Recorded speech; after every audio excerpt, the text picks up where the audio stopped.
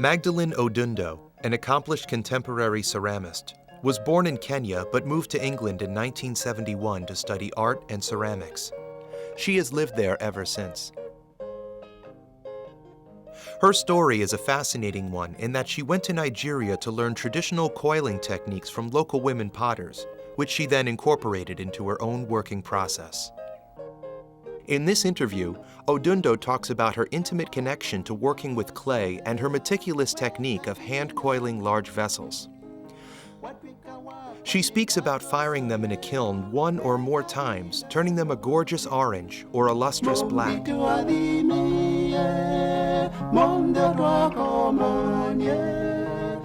Through various processes of elimination, having tried to use clay in very industrial-based methods where one could use clay casting or throwing on a wheel, or even using what is known as slab rollers and other extruders.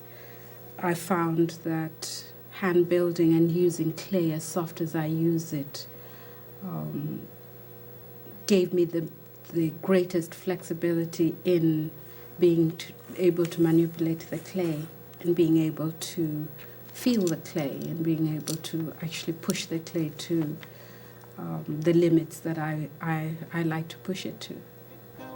I'm using the technique or the way, the method of making to achieve an object that has an inside and an outside that is a containment of something, not necessarily to contain a material matter like water or grain or anything. It's containing air, it's containing void, and that's my appeal. The hand-building method of making enables you to make this inside and outside relationship in the work.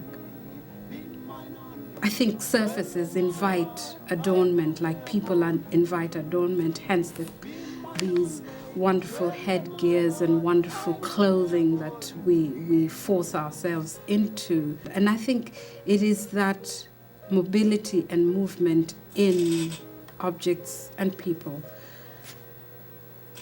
that is interesting to juxtapose with this very static piece of work, because when clay is plastic, it is moving. So you can do anything with it. It's when it reaches, it is finished and it's fired that it reaches the static point. And it's that fight between this static point that it reaches and the plasticity of the clay.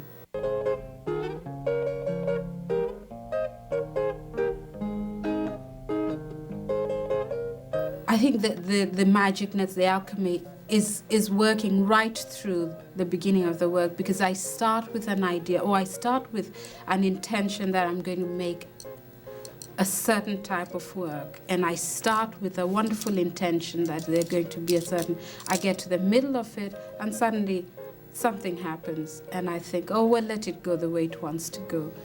I will see. And each stage becomes this controlled, uncontrolled, an expectation of something having happened and tomorrow I'll come and lead it. It will lead me a different way. The ultimate in terms of the firing, especially the second firing or the third or fourth firing to get the blacks, it's just wonderful to have at the back of my mind the fact that there might be an accident that becomes a treasured spot or area that has been enhanced by fire, because fire plays with the pieces as well.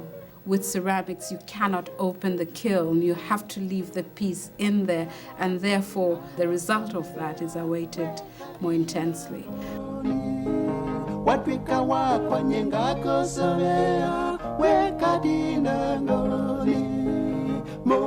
I have a lot of work to do with the work.